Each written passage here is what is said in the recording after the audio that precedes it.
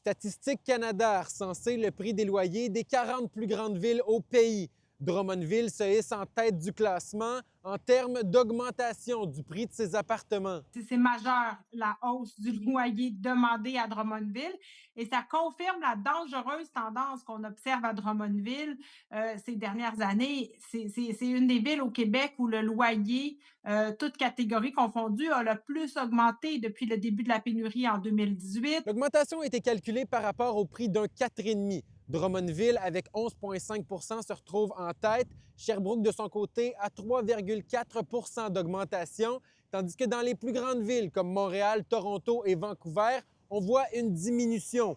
Ce qui veut dire qu'un loyer qui coûtait 1 100 $ à Drummondville coûte maintenant 1 221. Ça m'inquiète quand même parce que moi, je vais devoir bientôt partir en appartement, puis je vais continuer à étudier. Mais tu sais, étudier, puis presque tu dois travailler de temps plein pour payer un appartement, tu sais, à 1500 $ ou même le plus bas d'après moi, c'est genre 900. Fait que ça m'inquiète quand même pour le futur. Il se construit des logements neufs, mais ce sont généralement des logements privés très chers. Cette hausse marquante fait peur à plusieurs familles, mais surtout à plusieurs étudiants qui résident sur le territoire de Drummondville. Quand j'arrivais, c'était un peu plus bas. J'ai payé dans les 600 et quelques. Maintenant, c'est monté à 700 et quelques. Donc, on commence à réfléchir à aller un peu plus là où c'est un peu plus moins cher. Est-ce que tu penses que c'est encore possible pour un étudiant de se payer un loyer?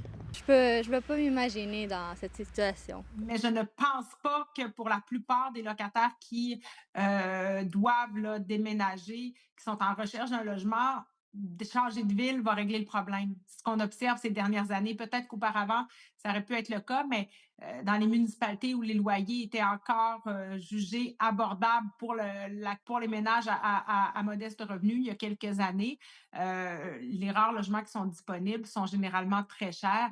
Pour l'Office de l'habitation du Centre du Québec, c'est une hausse qui n'est pas surprenante. Ils soutiennent présentement 54 ménages qui se cherchent un logement et le taux d'inoccupation est sous le 3 qui signifie le seuil d'équilibre recommandé par la SCHL. Les banques alimentaires font face à des demandes de locataires désespérés qui ne savent plus comment arriver après avoir payé ces loyers de plus en plus chers qui ne correspondent pas du tout à leurs besoins. Le rapport sur le marché locatif de la SCHL sera disponible le 11 décembre prochain.